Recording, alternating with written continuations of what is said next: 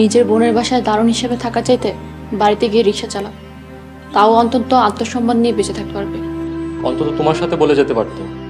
মা বাবা যেহেতু চাচ্ছিল বিষয়টা স্বাভাবিক করার জন্য, এই মুহূর্তে তার চলে যাওয়া ঠিক হয়নি। সে অনেক ভুল আর কষ্ট নিয়ে চলে গেছে, তাকে তুমি আসতে বলো। থাক, ভাইজান চলে গিয়ে আমাদের সবাইকে চরম অস্বস্তি থেকে মুক্তি দিয়ে গেছে। এতে ভাইজানও ভালো থাকবে, আমরাও ভালো থাকবো। তাছাড়া ভাইজান তো এটাই চেয়েছিল, আমি যেন ভালো থাকি। আমি ভালো থাকলে আমার ভাইজানও ভালো থাকবে। ময়না প্লিজ, তুমি মতিন ভাইকে আসতে বলো। এ নাও ফোন করো। রানা, যা হয়েছে ভালোর জন্যই হয়েছে, আমি আর কোনো অশান্তি চাই না। মানে কি? তুমি মতিন ভাইকে চলে যেতে বলেছো? ময়না, তুমি বিষয়টা বুঝতে পারছো না। মতিন ভাই চলে যাওয়াতে বাবা মা আমাকে ভুল বুঝেছে, আমি ছোট হয়েছি তাদের কাছে। তুমি মতিন ভাইকে আসতে বলো। সম্ভব না, যাকে আমি নিজে চলে যেতে বলেছি তাকে কিভাবে আসতে বলি? মানে কি? তুমি তাকে চলে যেতে বলেছো? হ্যাঁ। ময়না, তুমি এটা কি করেছো বলো তো? তুমি কি তোমার ভাইয়ের সূত্র? এমন কেন করলে? সত্যিটা শুনতে চাও? শোনার সাহস তোমার আছে? বলে তো বিশ্বাস করবে না। আমার ধারণা তুমি সহ্য করতে পারবে না। আমি শুনতে চাই। বিশ্বাস অবিশ্বাস পরের কথা। ঠিক আছে, শোনো তাহলে। গতকালকে যখন আমরা অফিসের জন্য বের হয়েছিলাম, তখন কিছু গুরুত্বপূর্ণ কাগজ বাসায় ফেলে আসি। সিঁড়িতে নামার সময় মনে পড়ে। তোমার মনে আছে? মনে আছে। তারপর? তারপর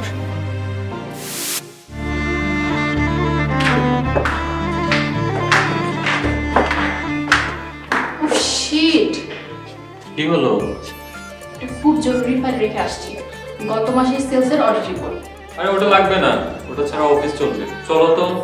রানা, তুমি নামতে থাকো, আমার জাস্ট 2 মিনিটই লাগবে। কাজে হেল্প করা একদম উচিত না। ওকে।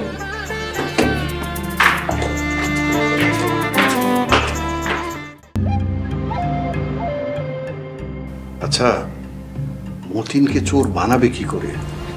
এত বড় একটা সহজ জিনিস তুমি বুঝতেছো না? মতিনকে বাজারে পাঠাবো, তারপরে ওর ঘরে যেয়ে ওর ট্রাঙ্কের মধ্যে আমার গলার হারটা রেখে আসবো। যখন ও বাজার নিয়ে বাসায় আসবে, ওকে চা খেতে বসাবো। যে যার কাজে ব্যস্ত হয়ে যাবো, ও চা খেয়ে চলে যাবে। আর সন্ধ্যায় শুরু করবে তুমি তোমার হার হারানোর নাটক। সবাই জিজ্ঞেস করবে বাসায় কে এসেছিল, তুমি বললো মতিন এসেছিল। তারপর ওর ঘর সার্চ করব, হার পেয়ে যাবো। বাহ বাহ, দারুণ আইডিয়া তোমার।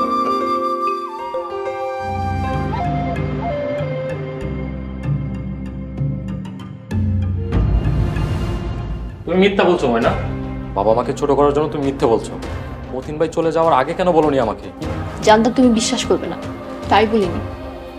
তোমার জায়গায় যদি আমি হতাম, তাহলে আমিও বিশ্বাস করতে পারতাম না। তোমাকে বিয়ে করাটাই আমার লাইফের সবথেকে বড় ভুল ছিল। রানা, আমি তোমাকে অসম্ভব ভালোবাসি, তাই আমি চাই না এই বিষয়টা নিয়ে আর বাড়াবাড়ি করা হোক। যা হয়েছে তা তো আর ফিরিয়ে আনতে পারবো না, তাই বাদ দাও। তুমি আমার বাবা মায়ের কাছে মাফ চাইবে। সেটা চাওয়া কোনো বিষয় না, কিন্তু নিজের কানে যেটা শুনেছি সেটা অস্বীকার করবো কিভাবে? তোমার সাথে কথা বলতে আমার ঘৃণা হচ্ছে। রানা, আমার কথাটা একটু শোনো। কোনো কথা নয়, তুমি এক্ষুনি বাবা মায়ের কাছে ক্ষমা চাইবে। চলো। রানা, কি করছো? রানা, রানা, হাত ছাড়ো। রানা, ব্যথা পাচ্ছি, ছাড়ো। ময়না, তুমি যদি আমার সাথে ঘর সংসার করতে চাও, তাহলে এক্ষুনি এক্ষুনি আমার বাবা মায়ের কাছে ক্ষমা চাইবে। রানা, কি হয়েছে বাবা? এই মিথ্যাবাদী তোমাদের সম্পর্কে আজে বাজে কথা বলেছে। ময়না, তুমি এক্ষুনি বাবা মায়ের কাছে ক্ষমা চাইবে, নয়তো স্ট্রেট বাসা থেকে বেরিয়ে যাবে। আহা, কি বলছিস এসব? বৌমা, রানা কি বলছে? তুমি কি বলেছো আমাদের নামে? যা বলেছি একদম সত্যি বলেছি, এক বিন্দু মিথ্যা কথা বলিনি। আমার আল্লাহর কসম। আবার মিথ্যা বলছো? আহা রানা, থাম, দুজনে রুমে যা। রানা, তুমি আমাকে সত্যকে অস্বীকার করতে বলো না। আমি এই পাপ কখনো করবো না। তুমি কিন্তু অনেক বড় ভুল করতেছো, সেই ভুলের জন্য তোমাকে অনেক পস্তাইতে হবে। আচ্ছা শুনি, বৌমা বলুক আমরা কি বলেছি। আমরা তো বললাম আমরা কিছু জানি না, তা তুমিই বলো আমরা কি বলেছি। সেসব বলে আপনাদের আর লজ্জা দিতে চাই না বাবা। আল্লাহ আপনাদের হেফাজত করুক। যদি বুকে সৎ সাহস থাকে তাহলে সবার সামনে সত্যটা কি বলো। মাফ করবেন, আপনারা আমাকে সত্য বলতে বাধ্য করলেন। আব্বু আম্মু, আপনারা আমার বড় ভাইকে ফাঁসিয়ে চোর বানিয়ে এই বাড়ি থেকে বের করে দিতে চেয়েছিলেন, আমি নিজের কানে শুনেছি। এই ছিল আমাদের কপালে, এই বয়সে এসেও এমন কথা শুনতে হলো। বৌমা, তুমি কি চাও বলো তো? তুমি কি আমাদের ছেলেকে আমাদের কাছ থেকে আলাদা করে নিতে চাও? আমরা কি এতই খারাপ? বৌমা, এই সংসারটা তোমাদের, আমরা আর কয়দিন বলো? তারপরও এত বাজে অপবাদ আমাদের নামে দিও না মা, আমরা এটা নিতে পারবো না। এরকম বাজে অপবাদ শোনার আগে আমার মরণ হলো না কেন? এই কষ্ট কোথায় রাখি বলো? মা প্লিজ এবার তোমরা থামো, যা বোঝার আমি বুঝে গিয়েছি। তুমি এক্ষুনি ক্ষমা চাইবে, নয়তো বেরিয়ে যাবে। আপনাদের মনে যদি আমি কোনো কষ্ট দিয়ে থাকি আমাকে মাফ করে দিন, আমি চলে যাচ্ছি।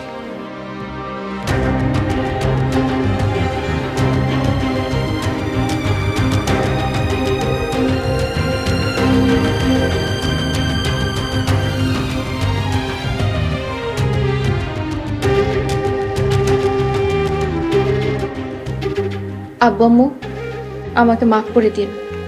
যে আশা আর প্রত্যাশা নিয়ে আমাকে এই ঘরে নিয়ে আসছিলেন তার প্রতিদিন আমি দিতে পারলাম না।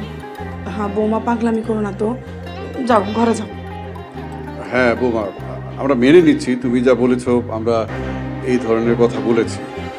তারপরেও তুমি আমাদের সংসার ফিরে চলে যেও না প্লিজ। প্লিজ তোমরা থামো, যেতে চাইলে যাক, এই সংসারে কোনো মিথ্যাবাদীর জায়গা নেই।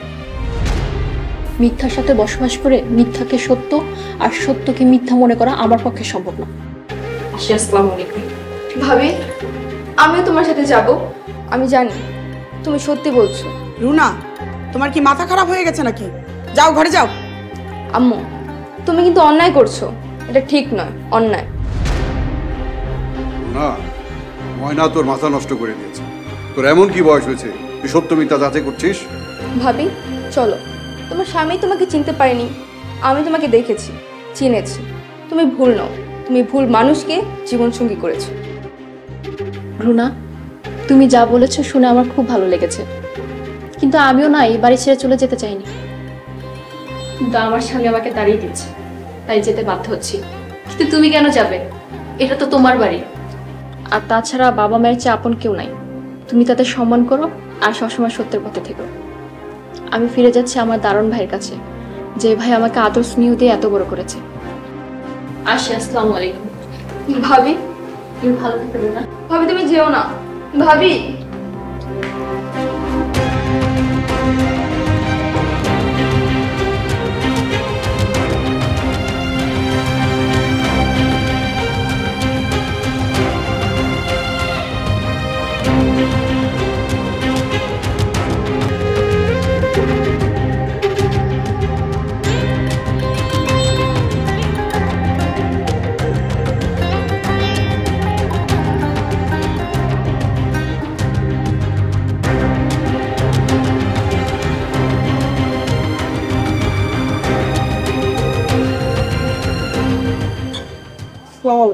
ওয়ালাইকুম আসসালাম।